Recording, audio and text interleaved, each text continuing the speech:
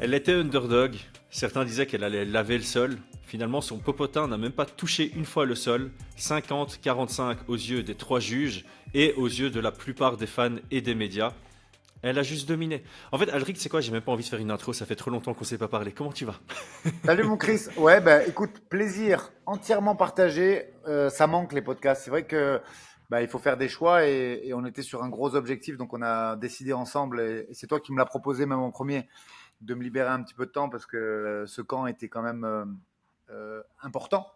Mais ouais, ouais, ça manque beaucoup les podcasts et effectivement, euh, oh, ça m'a pas atteint, mais j'ai entendu beaucoup de choses sur le sol, sur le ci, sur le là, mais on va en parler, on va le développer pendant le podcast. Mais c'était, je pense que c'était juste bien joué de notre part en fait. C'est pas, j'ai Mhm. rien mal pris puisque il y a même chez nous, hein, si j'écoute et j'invite les gens à le réécouter, si on entend le podcast Fight Mine avec toi et Brian, on sentait Brian qui a pas peut-être pas tout dit par respect pour moi, mais qui était quand même circonspect et s'interrogeait sur ce game plan et sur la capacité d'Erin à nous emmener au sol. Donc c'était normal, c'était normal.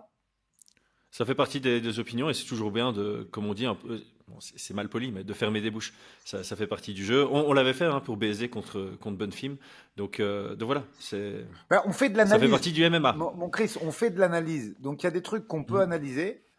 Bon là, toi, c'est vrai que tu es un peu plus, t'avais un meilleur rôle par rapport à Brian parce que tu es un peu plus dedans. On parle beaucoup plus, j'échange avec Mhm. toi, donc tu savais certaines choses sur Manon que Brian ignorait. Mais des fois, on fait de l'analyse, on est obligé d'être spéculatif sur certains trucs Tout à fait. parce on sait pas, tu vois, comme ça a été le cas pour le Mhm. sol de Doumbé, ça a été le cas pour pas mal de choses. Et effectivement, je comprends qu'il y ait des gens qui aient mis Erin favorite puisque on ne savait pas vraiment ce que ça allait donner avec Blanchfield au niveau du game plan et bien souvent on est les premiers à le dire quand tu as un rapport grappleur contre striker, effectivement sur le papier c'est souvent le grappleur qui gagne. Ouais, c'est souvent favorisé. T'as l'impression qu'il y a un plus 5% qui est donné par défaut à l'aveugle aux grappleurs encore aujourd'hui. Et je pense que c'est justement une idée qui date de quand on regardait les UFC il y a plus longtemps où c'était vraiment logique de faire ça à ce moment-là. Bref, ça fait longtemps qu'on ne s'est plus parlé. Tu m'as vraiment manqué, donc ça fait plaisir. J'en oublie presque les bonnes habitudes de lancer le pré-roll Unibet, donc je le lance maintenant et on est reparti. Paris sur le MMA avec Unibet. Quelle sera l'issue du combat? Une soumission? Un KO? Paris sur l'appli numéro 1 avec Unibet. 100 € de bonus sur ton premier pari. Alors, première vraie question. Est-ce que c'est la victoire dont vous êtes le plus fier? Oui, parce que c'était à l'extérieur et que on était pour la première fois. Alors en fait, c'est un peu bizarre. On va revenir sur ces codes de Paris parce que j'allais dire on n'était pas favori et on a gagné. Mais en fait, toi, tu as suivi le fil conducteur dès le départ. En fait, on n'a pas été favori 2 semaines, en vrai. Parce que les premières Mhm. codes qui sont sorties, qui étaient certes des codes françaises, on était largement favoris. Manon a monopolisé, si je ne dis pas de bêtises, 97 ou 98% des paris sur elle, malgré le fait qu'elle était favorite. Et effectivement, les deux dernières semaines, sur, je pense, l'apparition des cotes américaines, il y avait un très gros écart, Mhm. euh, presque vexant, je dirais, si je pouvais le dire comme ça. Mais c'est pas grave, c'est les Américains qui voyaient ça peut-être avec leur vision à eux. J'ai écouté pas mal de podcasts américains et leurs arguments étaient euh, entendable. Voilà, entendable. Donc, Mhm. donc comme tu l'as dit, pour faire fermer des bouches et arrêter d'entendre, elle va se faire laver dans le premier round, c'était bien. Après, pour être honnête, Choukagian, enfin Serminara blessé, Namajunas à Paris sur une vraie montée parce qu'on s'est rendu compte que voilà, elle a fait le travail quand même. Même si Ribas, Mhm. c'est pas le top mondial, mais on n'est pas très loin quand même. Attention, Ribas, Ça c'est reste un gros loin. morceau. Ouais. Je suis d'accord avec toi, c'est un gros morceau. Et on a vu contre Ribas qu'elle était quand même solide physiquement maintenant à 57, puisque Ribas, elle est capable d'emmerder des Choukagian d'ailleurs et bien d'autres top flyweight. Ouais, Rose à Paris, c'était bien aussi. Serminara blessé, c'était bien aussi. Donc, mais pour le côté fermer des bouches, ouais, c'était peut-être la victoire la plus importante. En fait, moi je pose la question parce que je te l'avais pas dit avant le combat, mais j'étais beaucoup plus stressé avant le combat Rose qu'avant Erin. Vraiment, je pensais que Rose représentait un plus gros challenge et Erin me semblait beaucoup plus prenable, même et en 5 rounds certainement. Donc voilà, c'est pour ça que je posais la question. Je me demandais si peut-être que Rose avait été une plus grande fierté. Tu cites Chukagan, et puis je me suis dit, au final, faire ses débuts à l'UFC, gagner par finish, ça peut aussi apporter un genre de fierté. Donc il y a pas mal de combats sur lesquels revenir et garder un peu cette célébration de on l'a fait et on l'a fait comme ça. Alors, comme tu dis tout le temps quand tu établis des game plans, il y a des conditions de défaite que tu analyses. J'aimerais qu'on revienne dessus. Quelles étaient selon toi les conditions de défaite pour Manon et comment est-ce que vous avez bossé pour bloquer ces conditions de défaite? Eh ben, écoute, si tu reprends Manon en interview dans les prochaines semaines, tu lui poseras la question, mais je lui avais dit, j'ai dit, écoute, il y a deux façons. Elle peut te prendre le combat que de deux façons. Moi, j'avais fixé un 8 sur 10, un 80-20, hein, mais en étant vraiment sur du 8 sur 10, en lui expliquant bien. Je dis, tu as 8 fois où tu vas la froisser. Il y a 2 fois où il peut se passer 2 merdes. C'est une coupure qui t'handicape et qui vient être un fait de combat et qui peut être regrettable, et une guillotine.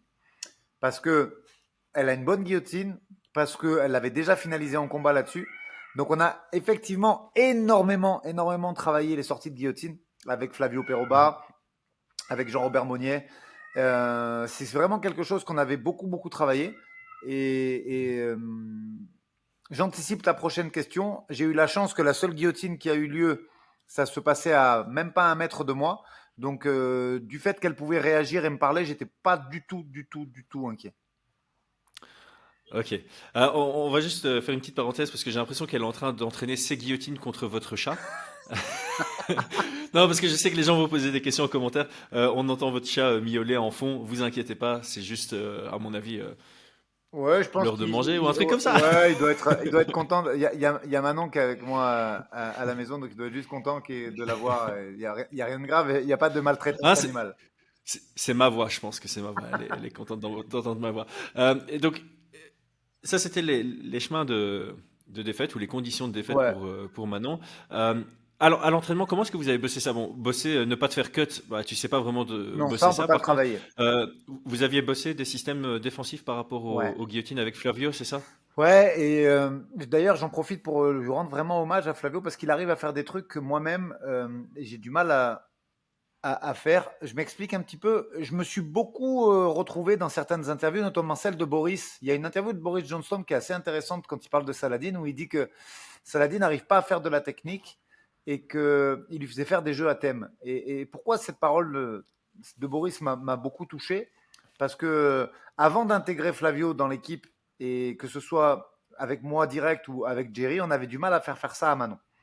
C'est un fait, il faut le reconnaître. Et on faisait de la technique sous forme de jeu à thème, beaucoup de thématiques, mais très peu de drill au sens propre du terme. Et Flavio, Mm. il a réussi vraiment à instaurer ça.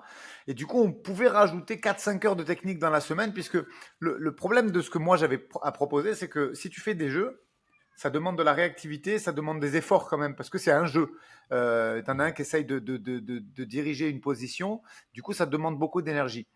Ce qu'a mis en place Flavio, et c'était le cas aussi sur les défenses de guillotine, c'est que sous forme de technique et de répétition sur 1 heure, ben, tu lâches beaucoup moins d'énergie. Surtout sur des Mhm. guillotines qui peuvent être traumatisantes, c'était beaucoup plus difficile de le mettre sous forme de jeu, parce que tu peux vite avoir Ouais. des blessures, des douleurs ou des tensions au niveau des cervicales. Et voilà, donc ça a été fait en drill, technique, répétition, sortie, sécurisation. Et du coup, comme tu as pu le voir, il y avait beaucoup d'automatisme là-dessus, notamment sur le scramble, parce qu'on ne s'est pas arrêté sur défense de guillotine, c'est la défense de guillotine, ça étrangle quand même, tu donnes le renversement, tu scrambles et tu reprends une position euh, Mm. top position, une position au-dessus. Donc, j'aurais pas été acteur à 1 mètre de la scène, j'aurais pu être angoissé parce que tu sais jamais si c'est fermé, pas fermé, dangereux, pas dangereux. Mais là, vu carrément qu'elle m'a fait un signe du doigt pour me dire que tout allait bien et que moi je lui donnais des consignes, je lui dis, si ça étrangle beaucoup, tu fais ça et qu'elle le faisait pas, j'étais pas du tout inquiet. Et c'est vraiment quelque chose qui avait été révisé et révisé. Pourquoi? Parce que Erin est quand même capable de le faire sous plusieurs angles. Elle a la guillotine Ouais. classique, elle le fait à la Cody McKenzie. Donc là-dessus, on savait qu'elle était dangereuse.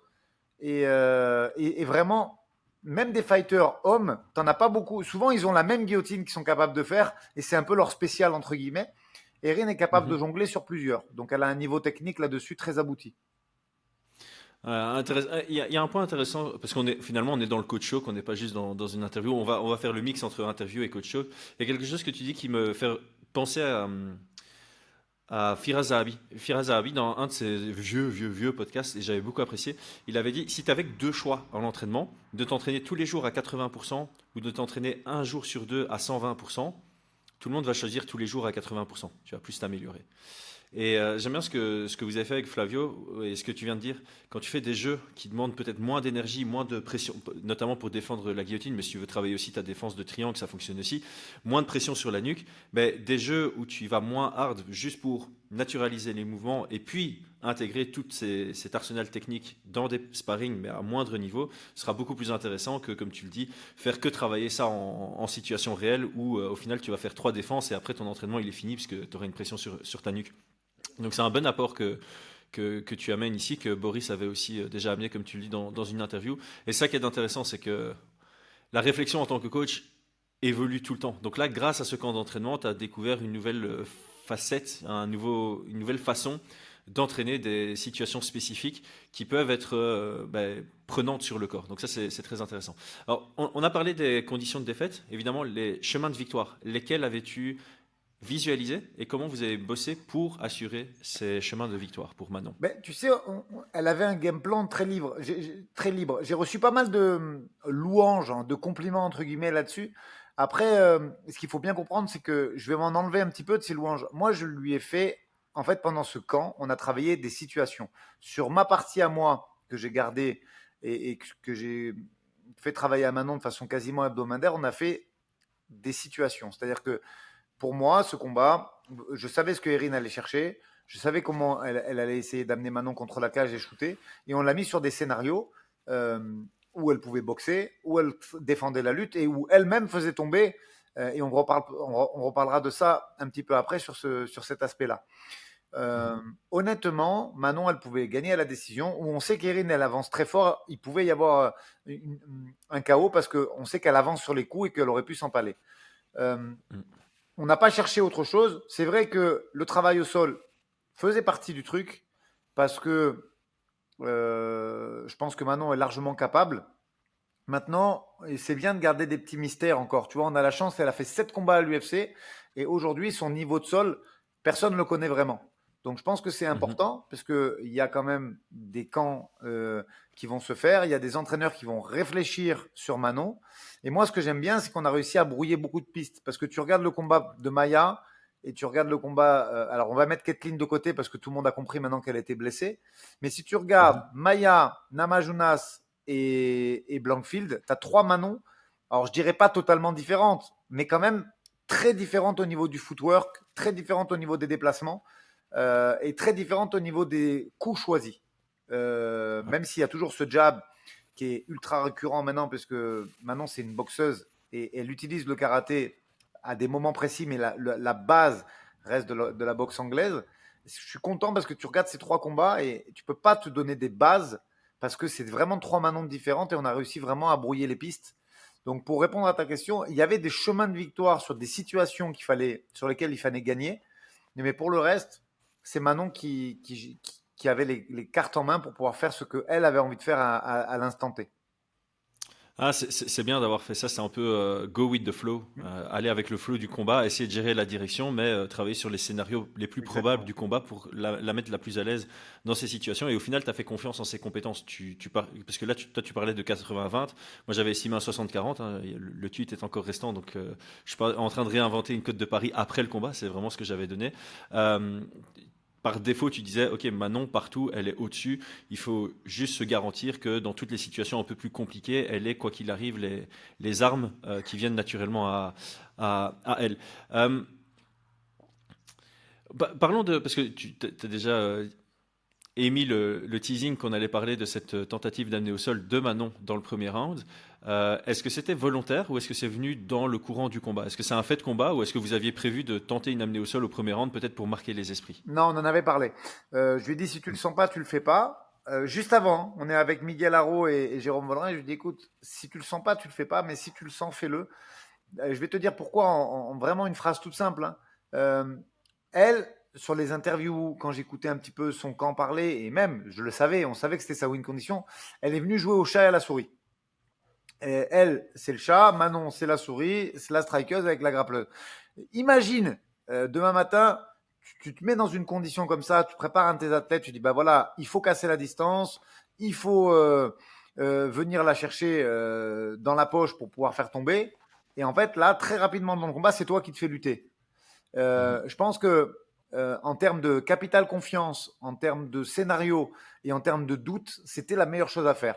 Effectivement, elle a bien réagi, mais je ne sais pas si tu as remarqué, elle a été après beaucoup plus, même sur quand c'est elle qui cassait la distance, après ce fait de combat, elle a été quand même super plus prudente en tout cas sur ses rentrées et elle a commencé à se relâcher à partir du quatrième parce qu'elle s'est dit bah, ça baisse de fatigue, ce qui n'était encore pas le cas, ça on reviendra. Hein. C'était aussi des faits qu'on reprochait à Manon, on disait ouais elle tiendra jamais sur 5 rounds, bah, on a prouvé aussi le contraire. Mais je pense que c'était vraiment le meilleur moyen de la déstabiliser et de venir casser son game plan et surtout casser ses certitudes. Parce que tu sais, tu es quand même en confiance. Quand tu es le lutteur et que tu dois chasser le striker, tu as un sentiment de confiance, de te dire de toute façon, je peux casser la distance, au pire je shoot dans les jambes. Et si c'est toi qui te fais lutter, il y a un doute tout de suite qui apparaît qui dit mais attends, si je me jette, elle va me lutter.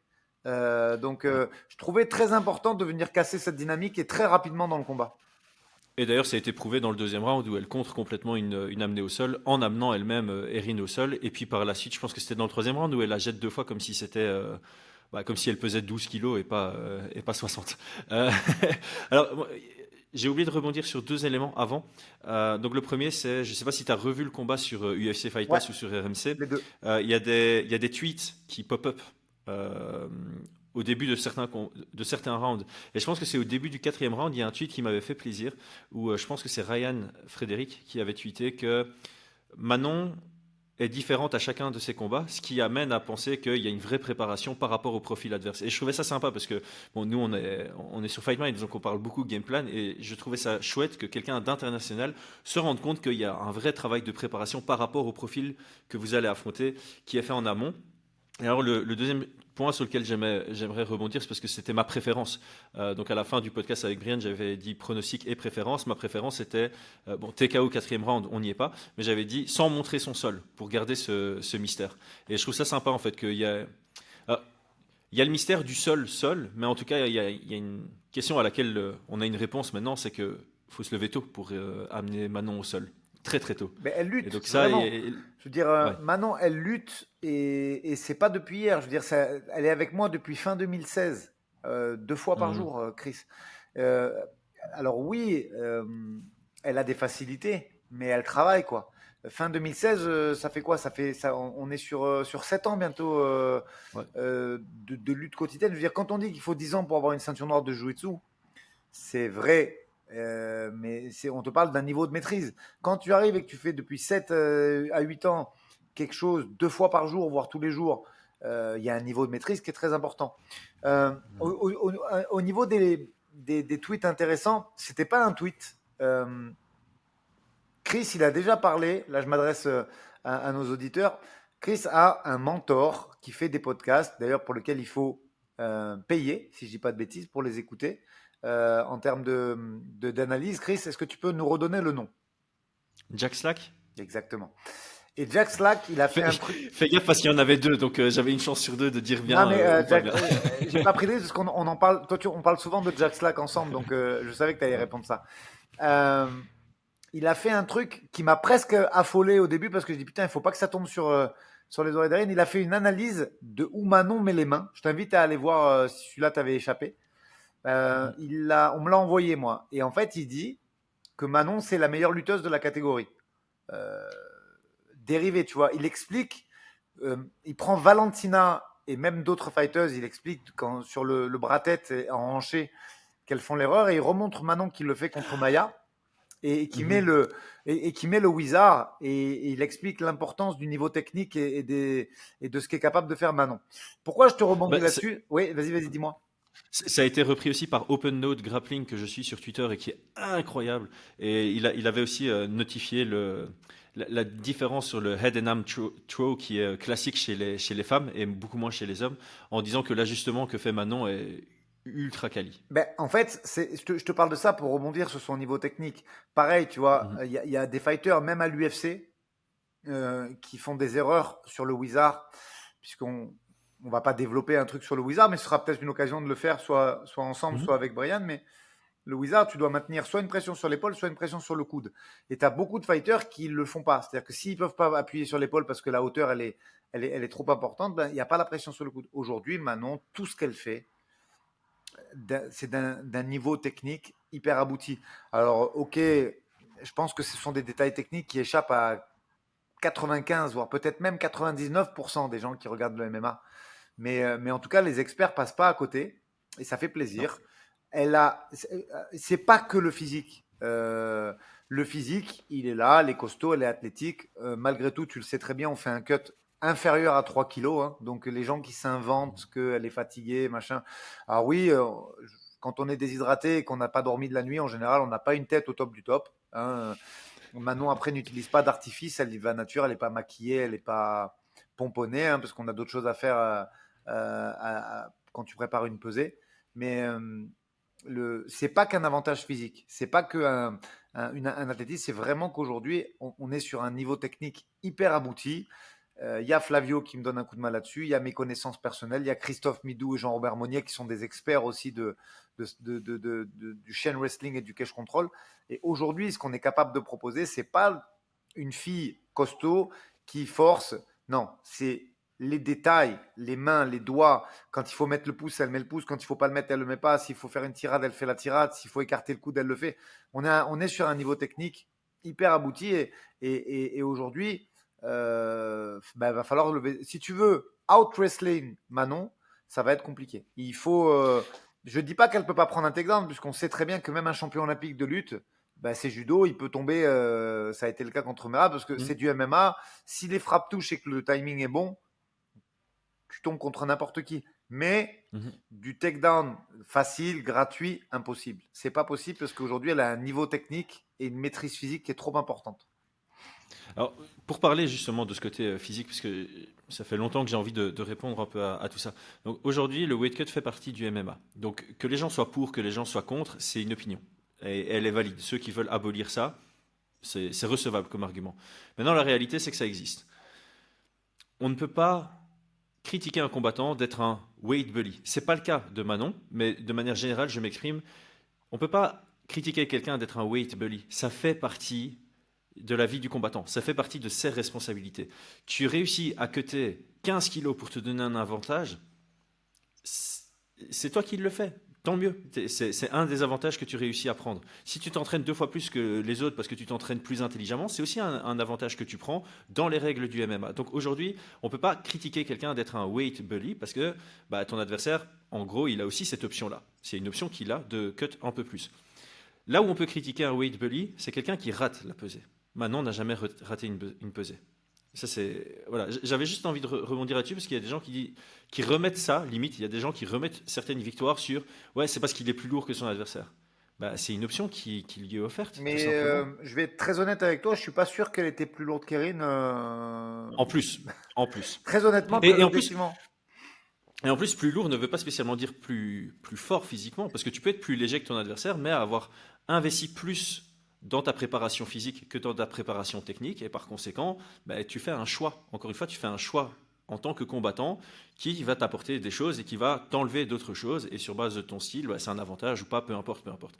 Donc là-dessus, je pense qu'il faut pas regarder, même si Manon est plus physique, bah, c'est parce qu'elle a travaillé pour être plus physique. Donc ça Ah, reste. je veux dire, on en a parlé déjà sur les coach talk. Je veux dire, le pourcentage de masse grasse, l'optimisation d'une catégorie de poids, ça fait partie du taf. Je veux dire, Voilà. aujourd'hui, dans la préparation d'un game plan, et pareil, j'invite les gens qui ont des méconnaissances là-dessus à aller écouter nos premiers coach talk, on en a déjà parlé. Tu fixes la catégorie du gars, à toi maintenant de te dire, bah ok, dans cette catégorie, on va essayer d'être le plus efficient possible, le Voilà. plus physique possible, avec le taux de masse grasse le plus bas. Et de ce Mhm. fait, ben, on a dit que ça favorise le cut, parce que plus la masse musculaire est importante, plus le muscle est chargé d'eau, donc plus tu peux te déshydrater facilement. Et ça favorise aussi ta force physique, puisque un 62, 63 kg bah, avec 6% de masse grasse, ce sera sûrement un 62 plus fort qu'un 62 avec 14 ou 20% de masse grasse. Et ça, c'est mathématique, ce sont juste des chiffres. Donc, pour revenir à ça, oui, elle a maintenant ce surnom. Maintenant, il y en a plein qui disent ouais, Wade Bully. Elle est très athlétique. Pour elle, un camp d'entraînement, c'est 3 mois d'effort complet.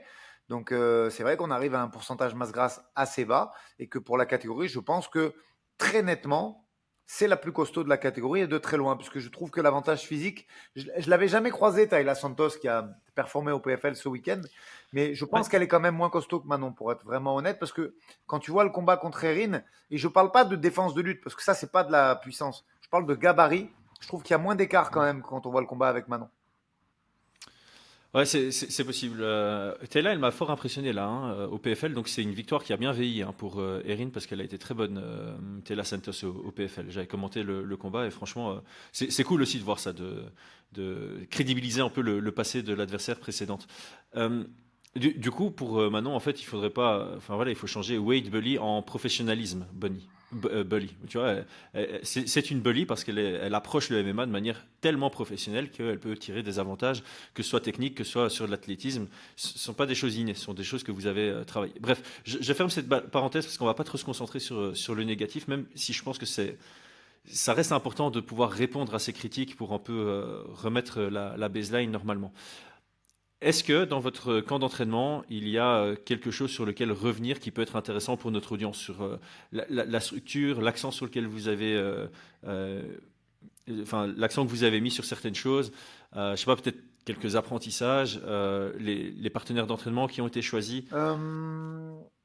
Écoute, on a fait ce que je décris sur les coach talk régulièrement, mais plus exactement, on a gardé. En fait, moi, j'aime bien garder un socle.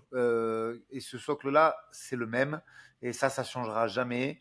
C'est le striking avec Jérôme Vollerin, l'entraînement avec Théo Muris et Miguel Haro. Ça ne change pas. Après, on a greffé d'autres personnes autour, des médiatraîneurs, une préparatrice mentale vraiment extrêmement compétente avec qui Manon est très proche et qui a changé beaucoup le game. Le choix des sparring. Alors c'est dur, c'est plus dur quand même. Tu vois, si j'ai à choisir des sparring pour Axel Sola ou Virgil Hogan, c'est quand même plus facile parce que tu as un catalogue de gars qui soient au PFL, au Bellator, à l'UFC, qui est plus facile à trouver. Pour les filles, ça demande beaucoup de suivi. Tu vois, j'essaie de me tenir informé de tout ce qui se passe.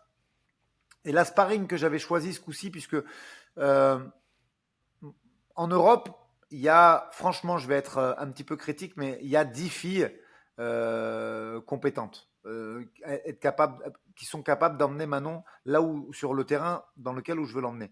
Il n'y en a pas plus parce qu'on reste un petit peu restreint, il faut être honnête et objectif.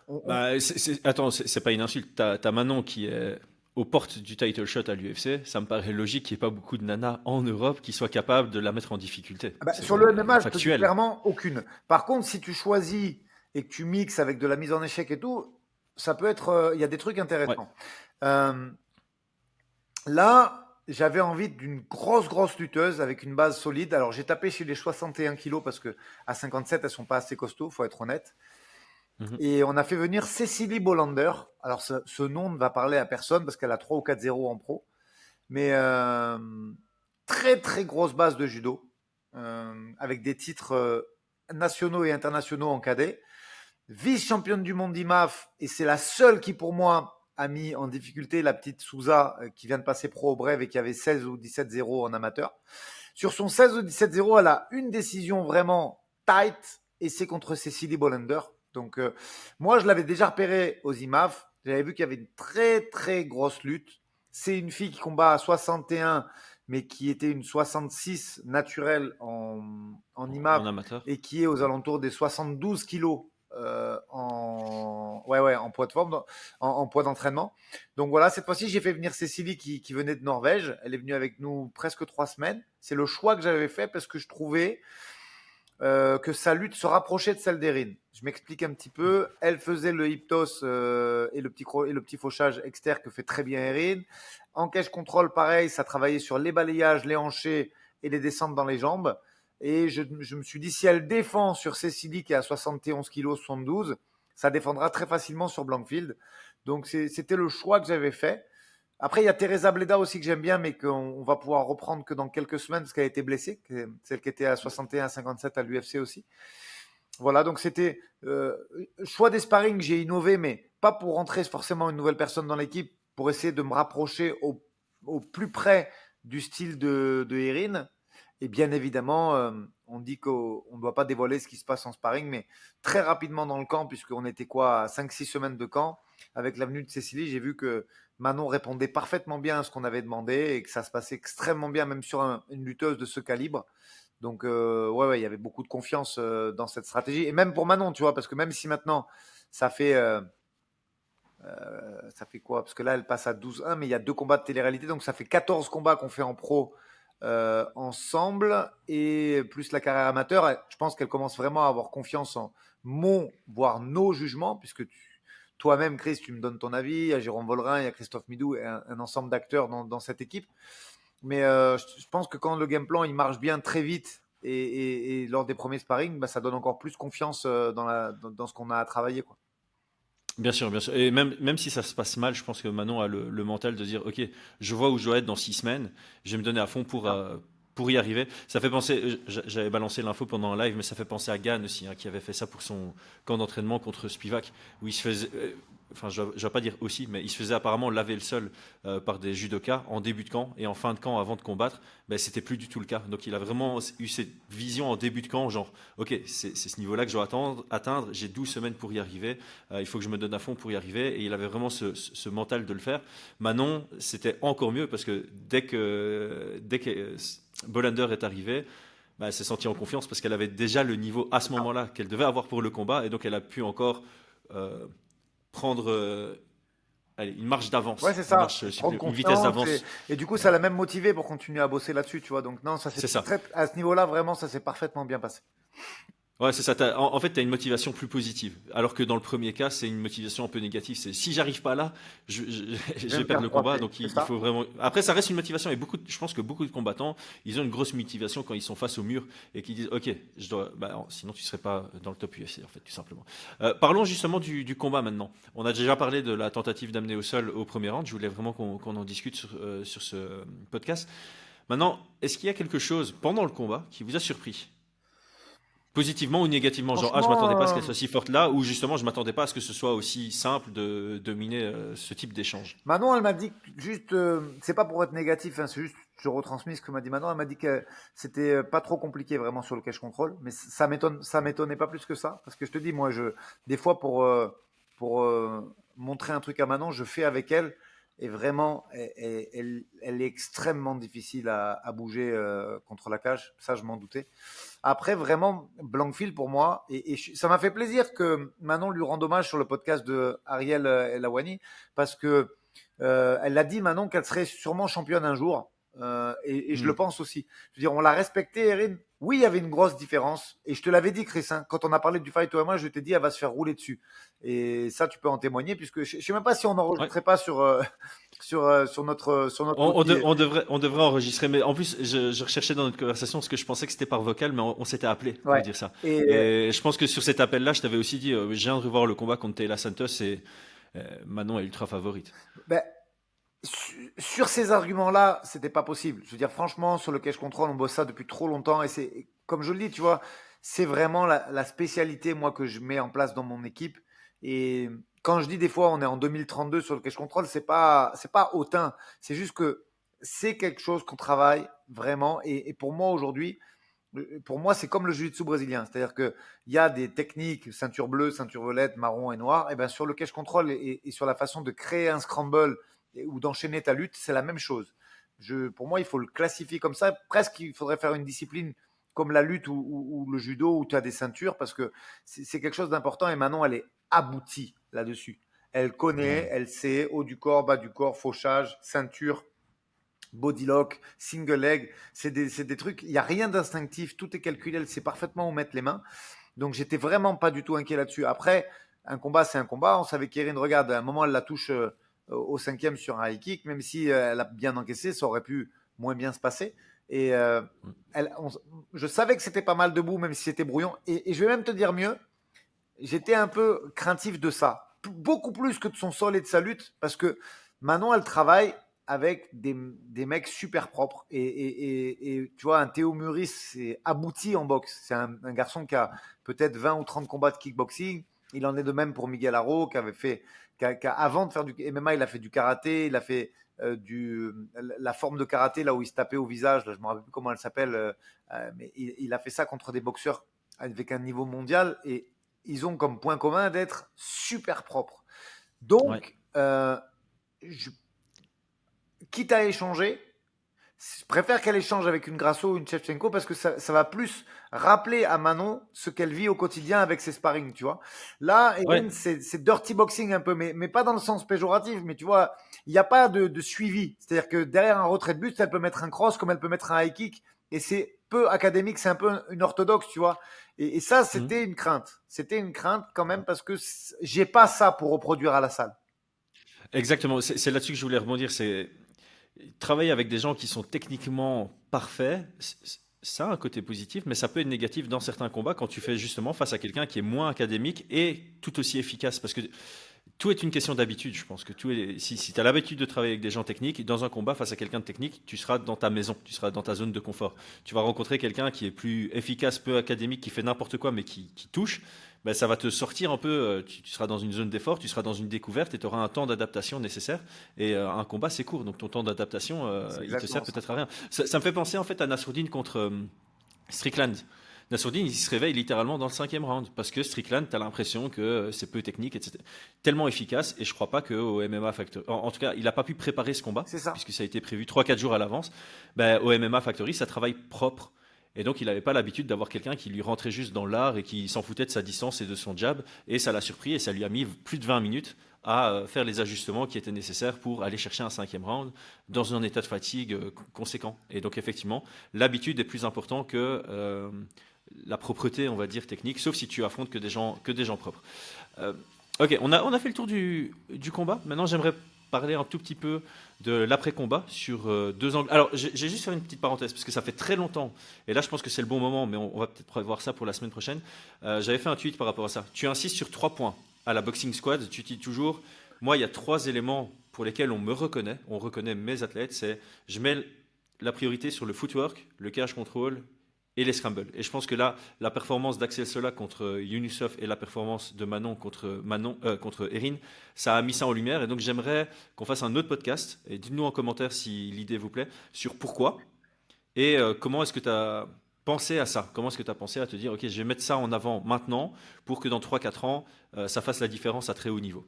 Donc, voilà, on va pas en parler maintenant, sinon on est parti sur 2 heures. Je sais que ça plaira à beaucoup de monde, mais toi, comment on n'a pas spécialement ça. Donc, parlons de l'après-combat. On va d'abord parler du côté plus neutre, on va dire, et puis on va parler du côté un peu plus négatif. Donc, donne-moi ton point de vue sur la situation de la division.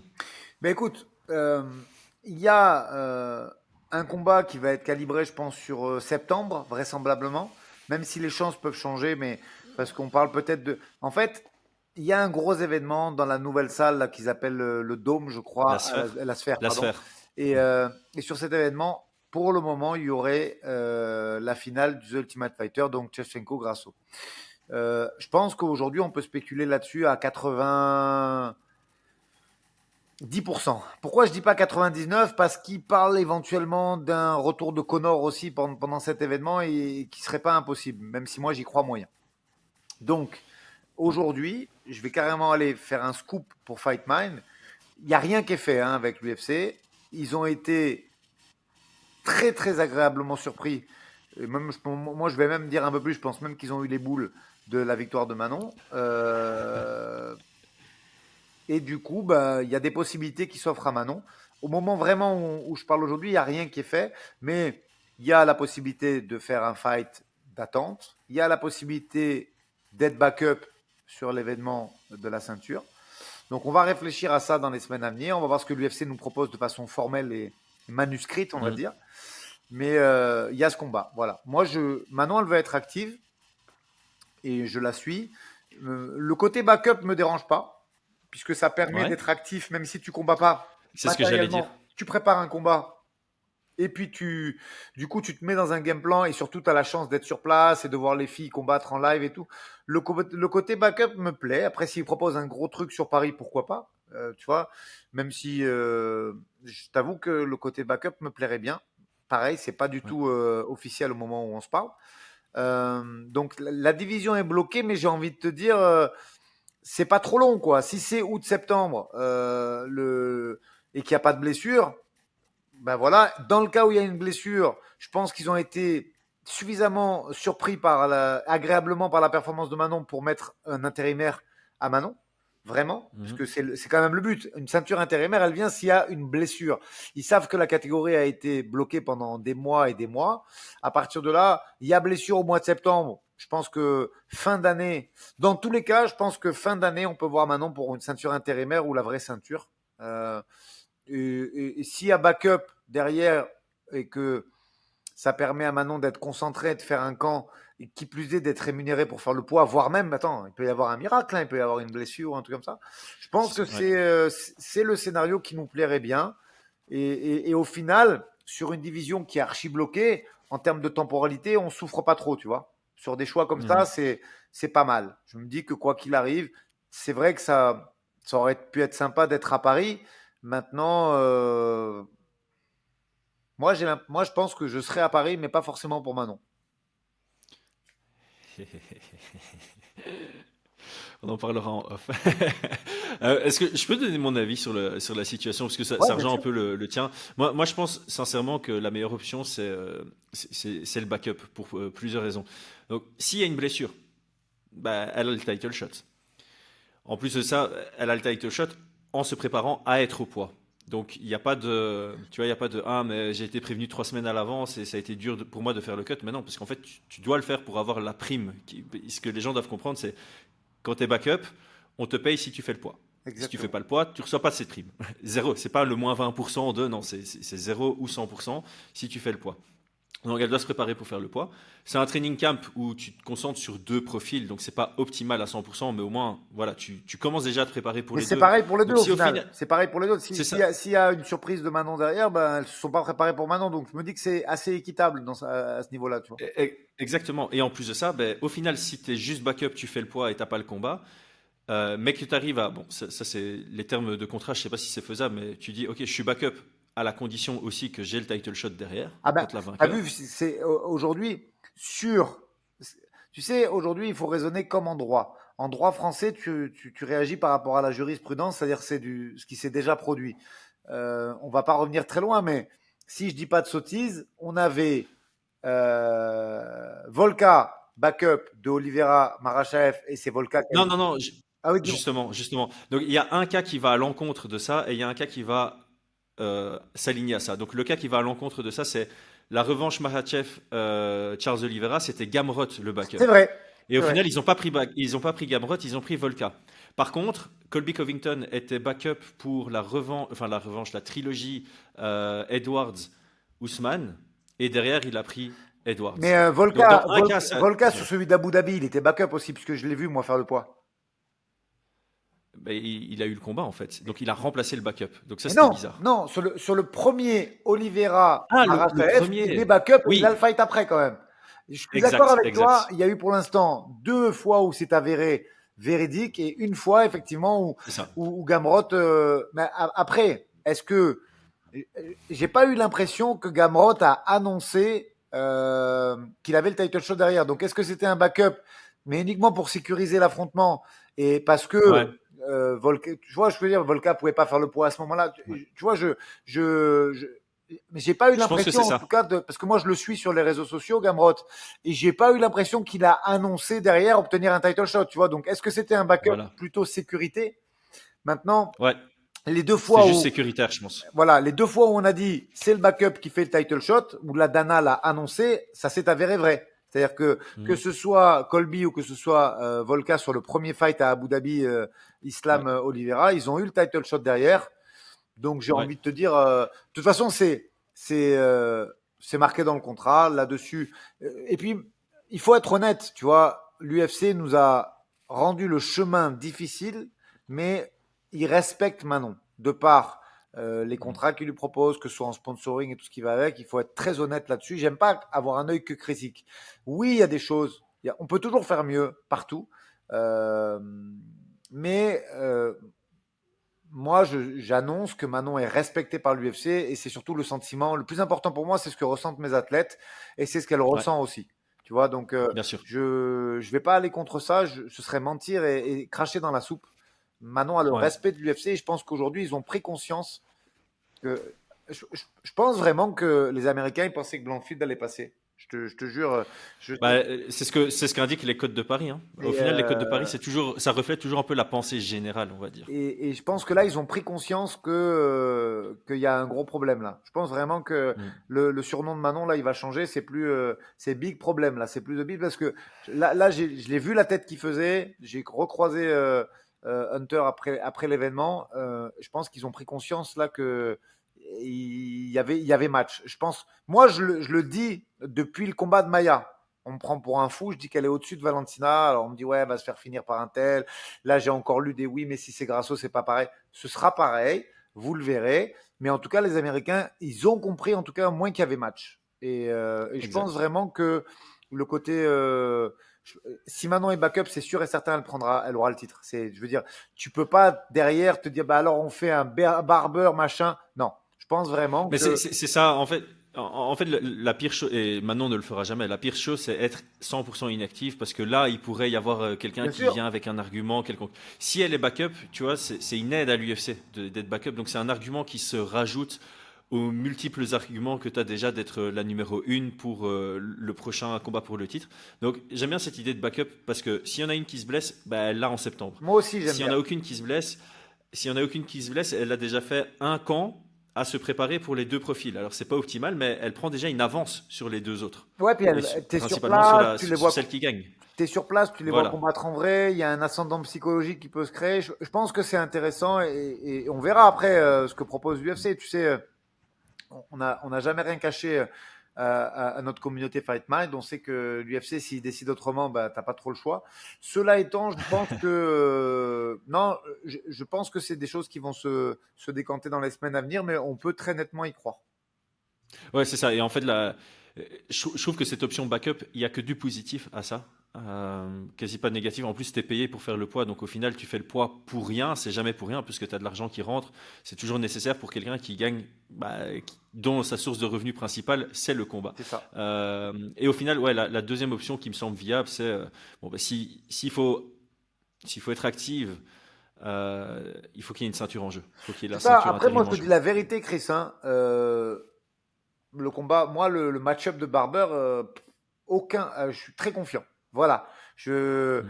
pour moi, tu sais, le MMA, c'est des statistiques et il est important de toujours recontextualiser les statistiques. Bien sûr, Barber, bien elle sûr. prend une Serminara Choukagian qui a tenté de faire un, qui a tenté deux grossesses depuis le combat de Manon. Des grossesses par insémination en plus, donc qui demandent l'arrêt total du sport et de l'entraînement. Donc, bon, ça n'a pas eu lieu malheureusement. Et ça, moi, ça m'a touché, tu vois, quand elle l'a annoncé sur son Mm. podcast, qu'elle en a parlé, j'ai trouvé ça très triste. Mm. Maintenant, là, je suis pas là pour qu'on s'apitoie sur son sort ou pour que nos auditeurs versent une larme. C'est juste pour recontextualiser une performance. Je veux dire, Mm. après quasiment un an et demi d'arrêt, elle fait une prépa en 4 mois qui l'a fait passer de quasiment 75 kilos à 57. Elle perd un round quand même contre cette Serminara. Moi, Barber, elle fait pas du tout peur à Manon et pas du tout peur à notre équipe technique au Boxing Squad. S'il faut lui rouler dessus, moi, à choisir, j'aimerais que ce soit pour une défense de titre. Tu vois, mais s'il faut le faire avant parce qu'il n'y a rien, et parce que l'UFC l'a décidé, bon, on le Mm. fera. C'est pas très Ouais. grave. C'est vrai que ce qu'on a, ce qu'on a commenté précédemment sonne un petit peu meilleur à mes oreilles. Après, s'il faut passer par là, bah, on passera par là. Franchement, il n'y a rien de grave. Aujourd'hui, ce qu'il faut, c'est que Manon, elle a des noms à rayer en flyweight avant de pouvoir penser à rêver au-dessus. Et voilà, c'est simple. Hein, il y a pas, il ne faut pas chercher midi à 14 heures. Mais c'est ça que Il y tu a fasses. Grasso, Ouais, il y a Shevchenko, il y a Barber. Il va falloir les rayer ces noms. Donc ouais. l'ordre importe quand même parce que c'est mieux si c'est pour une défense de ceinture. Mais quoi qu'il arrive, on sait qu'il faudra les rayer. Mhm. En fait, c'est ce que j'allais dire, c'est l'ordre n'a pas d'importance, c'est plutôt à quel moment c'est pour la ceinture qui a de l'importance. Exactement. C'est plus chouette d'avoir d'abord la ceinture et puis de défendre deux fois, financièrement et même en termes Bien de, sûr. voilà, de valeur, de respect. Maintenant, que tu doives d'abord éliminer une contender, puis prendre la ceinture ou dans l'autre sens, sportivement, ça change pas grand-chose. C'est ça. Euh, eh ben, dernier sujet à aborder. On termine sur du négatif. Je préfère. On trouvera un truc positif à dire après. Les réseaux. Avant le combat, je m'en fous. On en a déjà un tout petit peu parlé. Tu l'as très bien dit. Tu t'es pas fait toucher par ça parce que chacun fait son analyse et est libre de faire sa propre analyse. Certains ont une partie des éléments et non pas une autre partie qui peut modifier l'analyse. Donc le fait qu'elle ait été underdog, c'est une analyse comme une autre qui avait ses arguments avant le combat, mais qui sont avérés faux après le combat, comme très souvent. Comme à chaque fois qu'un underdog gagnait, en fait, tout simplement. Par contre, après le combat, on a encore eu, il y a eu beaucoup de beaux soutiens, donc on va quand même souligner. Je vois qu'il y a eu beaucoup de beaux soutiens, des gens qui ont vraiment apprécié, qui ont utilisé le terme masterclass, etc., etc. Mais il y a des gens qui arrivent encore à dénigrer. On a déjà parlé des gens qui mettent la victoire juste sur le côté Wade Bully, des gens qui ont discuté la décision, ça me fait carrément rire. Des gens qui ont dit elle a rien fait, elle l'a pas touché, alors que statistiquement c'est au-dessus de la plupart des derniers combats en 5 rounds. Euh, Est-ce que ça te touche encore, ce genre de truc, T'as où vu? tu essayes de plus en plus de passer Non, mais au-dessus, tu sais disons. vraiment, bon, je fais un travail sur moi parce que je pense qu'aujourd'hui, euh, je dois pas faire ça, tu vois. Je vais être un peu vulgaire, mais c'est pas présomptueux, mais donner l'heure à des gosses à qui je donne même plus de cours parce que c'est mes propres élèves qui les donnent dans mon académie. Il faut que j'arrête ces conneries. Même si des fois ça me touche parce que, comme je dis toujours, que ce soit Axel, Virgile ou particulièrement Manon, je n'aime pas la critique gratuite, et surtout d'athlètes qui sont dévoués à ce qu'ils font et investis totalement.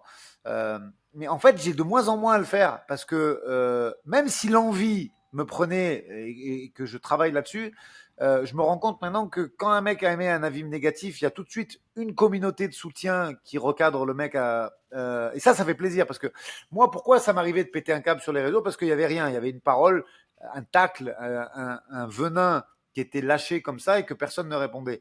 Donc, je n'avais pas à le faire. Comme je dis, dans la vie normale, ces gens, je leur donne même pas l'heure. Mais je me sentais obligé de le faire parce que ça m'énervait. Mm. Aujourd'hui, je j'ai même plus besoin de le faire parce que sur toute avis critique gratuit, il y a des gens qui remettent l'église au milieu du village, qui tout de suite donnent des arguments et qui contredisent la personne qui vient interjecter sur les réseaux. Donc, honnêtement, je le fais plus. Après, concernant les médias, il y a eu, comme tu dis, de tout. Et après, moi, regarde, je peux pas critiquer un truc qu'on a fait sur notre propre chaîne Fightman. Je veux dire, quand tu écoutes ce que tu fais toi et ce que dit Brian, je sens que Brian il est inquiet et que Brian, dans son analyse de MMA, il pense que Blankfield elle peut battre Manon et c'était bien parce que ça veut dire que on a bien fait le travail, on a bien brouillé les pistes et que Manon n'a pas montré l'étendue de son niveau. Donc ça c'est très bien et franchement ça me touche pas du tout parce que regarde moi-même. Euh, Pas sur le souhait ni sur mon pronostic, mais quand on a fait ensemble le combat de Benoît, et Dieu sait que j'aime beaucoup Benoît, on a émis des doutes quand il y avait bon film parce que les statistiques, les codes de paris et les combats précédents laissaient à penser que c'était difficile. Ça l'a pas été, il lui a roulé dessus, point. Et derrière, on Ouais. a vu ce qui s'est passé. Et quand on fait de l'analyse, on peut pas être précis à 100% parce que tu n'es pas dans le camp. Je veux dire, demain matin, tu me mets en immersion dans un camp et tu me filmes l'autre partie du camp, je te jure, je me trompe pas sur celui qui va gagner le combat. Si j'ai vu les deux camps, je peux pas me tromper. Par contre, quand on spécule, bien sûr qu'on se trompe. Donc, non, les critiques d'avant-combat ne m'ont pas touché. Euh, Et encore, ça va plus loin que ça, parce qu'en fait, tu dis que tu te trompes pas si tu vois les deux camps, mais il y a encore le cut, la réhydrate que c'est tu vrai. dois regarder. Est-ce que le gars mentalement est prêt à délivrer à 100%? Tu vois, est-ce que celui qui a fait le meilleur camp parmi les deux, est-ce que ça va se voir dans la cage ou est-ce qu'il va être pris par les émotions? T'as raison, il y a l'aspect, Il il y a y a l'aspect tellement. mental aussi quand même, mais c'est vrai que tu as moins de chance. Ce que je veux dire par là, c'est que tu as moins de chances de Ouais, tromper ouais, si tu oui, as, c'est sûr. si t'as été acteur du camp. Après, pour les peu de critiques qu'il y a eu après combat, alors on m'en a envoyé, tu vois. Souvent, il y a des gens, ils pensent bien faire, ils m'envoient. Franchement, je me rappelle même plus de certains noms, des gamins de 20 ans. la fraude ou je sais pas quoi, ou la Agra ou j'en sais rien. C'est pas, excuse-moi, là encore, je vais pas me faire des copains, mais arriver à un moment, un gamin de 20 ans qu'il aille s'entraîner et il sera analyste quand il aura déjà coaché lui-même. Ou, je veux dire, aujourd'hui, il y a des phénomènes de mode sur les réseaux sociaux et il y a des jeunes qui écoutent. Donc peut-être que toi et moi, on est un peu des schnocks, des vieux schnocks pour eux et qu'ils ont du mal. Non, mais c'est vrai, Chris, peut-être qu'aujourd'hui, un gamin de 17 ans, 15 ans, il se rejoint mieux quand c'est un autre gamin de 20 ans qui parle. Maintenant, ce gamin de Mhm. 20 ans, pour moi, il est absolument pas crédible et il ne connaît rien à ce sport. Et sa place, elle est sur un tatami en train d'apprendre ce sport et peut-être qu'il pourra l'analyser quelques années plus tard. Mais c'est pas du tout. Je veux dire, ils auraient pu encenser Manon, j'aurais dit la même chose. Je veux dire, aujourd'hui, pour moi, il y a un âge, mais c'est pas un âge physique, c'est un âge expérientiel. Tu vois, Ouais, c'est ça. je, Ouais, ouais. je suis pas en train de te dire qu'un gamin, si tu me sors un gamin de 22 ou 23 ans qui a commencé ce sport à 5 ans, bien sûr qu'il va pouvoir avoir une analyse et peut-être meilleure que la mienne. Maintenant, aujourd'hui, c'est pas le cas. On sait que la plupart de ces jeunes, ils arrivent là pour surfer sur une vague et ils arrivent avec une bouche pleine de merde. Je vais même pas utiliser le mot venin, je vais dire vraiment de merde.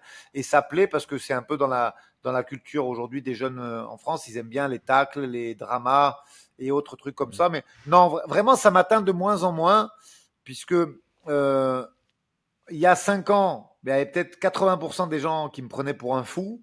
Il y a 3 ans, 50%. Et aujourd'hui, je pense qu'il y a plus peut-être que 10% des gens qui me prennent pour un fou parce que ce que je dis arrive et que bien sûr qu'on n'est jamais à l'abri d'une contre-performance, mais en tout cas, c'est encadré. On bosse sur tout, on essaie de rien laisser à côté et les résultats partent pour nous. Donc, non, honnêtement, c'est un truc qui me touche de moins en moins. Alors, ça m'arrivera sûrement encore de déraper sur les réseaux parce que sur l'instant T. Et puis, Chris, tu sais comment je suis et les gens qui commencent à écouter depuis un an maintenant nos podcasts, je fais pas attention. Moi, j'ai pas envie. Je suis pas là pour être populaire. Je suis pas là pour plaire à qui que ce soit. Je suis entier. J'aime ou j'aime pas. J'aime faire avec toi, donc je fais avec toi. Si j'avais pas aimé, je l'aurais jamais fait. Et c'est pareil pour les athlètes que j'encadre, et c'est pareil pour tout. Je suis un garçon entier et je vais pas me refaire maintenant. J'ai 40 balais, donc je reste comme je suis. Effectivement, ça m'a beaucoup touché à une époque et je m'en suis pas caché. Mais pour être vraiment honnête, franchement, ça me touche de moins en moins parce que je Ouais. sais où on est, je sais où on va. Et voilà. Et si je m'étais trompé dans quoi que ce soit avant, bah, je l'aurais pris en pleine face. Mhm. Mais en fait, tu dis que enfin, tu restes comme tu es parce que tu as 40 balais, mais moi je vois quand même dans ce que tu dis, tu vois, il y a une progression, tu vois, tu te laisses moins toucher, tu prends moins de ton temps, moins de ton énergie pour aller recadrer des gens sur Twitter, par exemple, et je pense que c'est nécessaire. Je suis en train aussi de faire cet effort. Ceci étant dit, je te rejoins quand même parce que clairement, quand il y a des messages qui salissent un peu l'image d'un athlète ou de quelqu'un que tu respectes ou toi-même, il y a toujours cette question de ignorer, ça laisse le message, tu vois. Et s'il y a des gens qui tombent dessus, qui le lisent et que c'est pas répondu, ben, ils peuvent se faire cette même opinion. Et Ouais, puis on essaie quand même tous de soigner notre image, même si il faut pas mettre trop d'énergie dedans. Et ce qui compte, c'est vraiment ce que tu reflètes de manière générale. Voilà, je pense qu'il y a quand même des fois où ça reste nécessaire non, mais le d'un tout côté petit peu échange, Chris, répondre. moi, au début, je te jure, alors c'est vrai que j'ai pas beaucoup de patience, surtout avec des abrutis, mais à la base, je le faisais pas pour faire un conflit. Vraiment, c'était pour un côté, entre guillemets, éducation. Alors, attention, je me prends pas pour le Sans pédagogie. voilà, tu vois, je suis C'est pas ça. le père de personne, ni la mère de personne, mais c'était pour dire, voilà, écoute, essayer d'avoir un dialogue.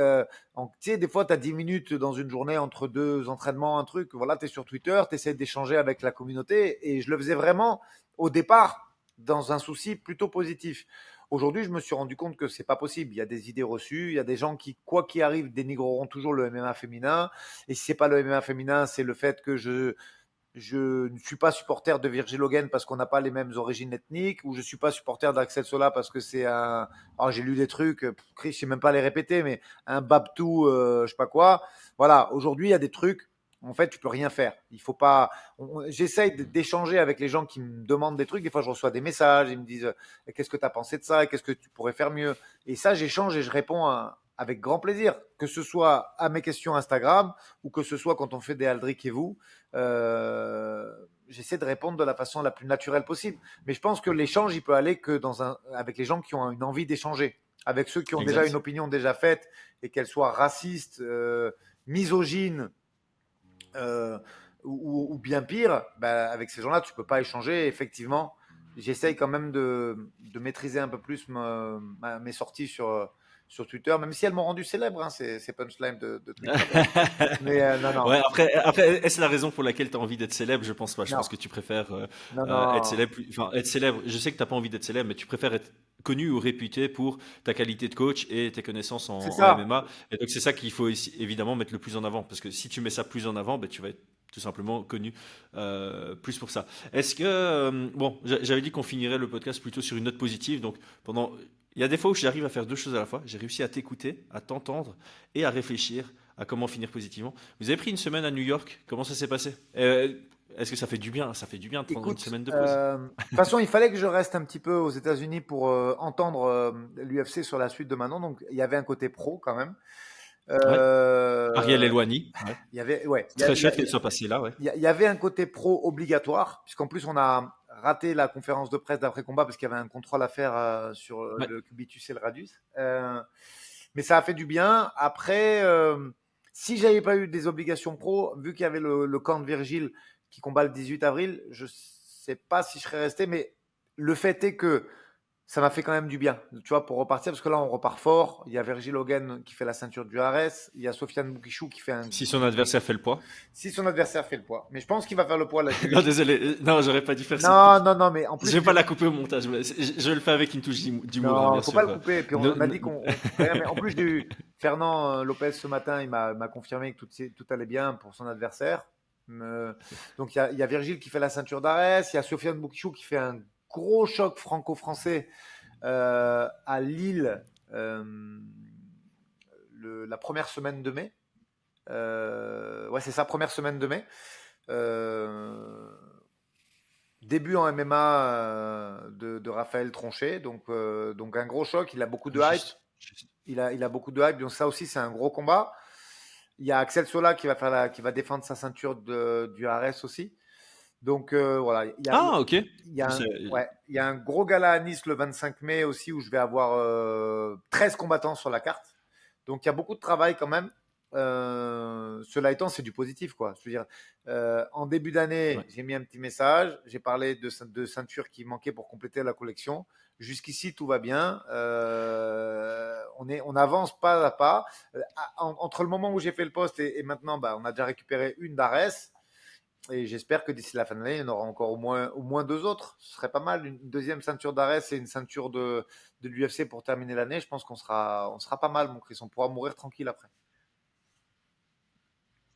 Tu pourras. Moi, j'ai rien à voir là-dedans. Mais Après, ça me fera plaisir, hein, mais bon, c'est pas mon objectif de vie à moi. Ça me fait juste plaisir que ça aille chez vous. non, non. Sauf si je déménage à Nice et que je m'implique davantage. Mais Bah, moi, tu sais que la porte est grande ouverte. Mais non, non, vraiment, quoi qu'il arrive, même la critique, je pense que c'était bien. C'est pas une note négative parce qu'elle fait partie. Et moi, il y a des trucs que j'ai entendus sur des podcasts qui m'ont intéressé, hein. Attention, il y a la critique, et je pense que si tu veux, on terminera le podcast là-dessus. La critique, pour moi, elle est positive.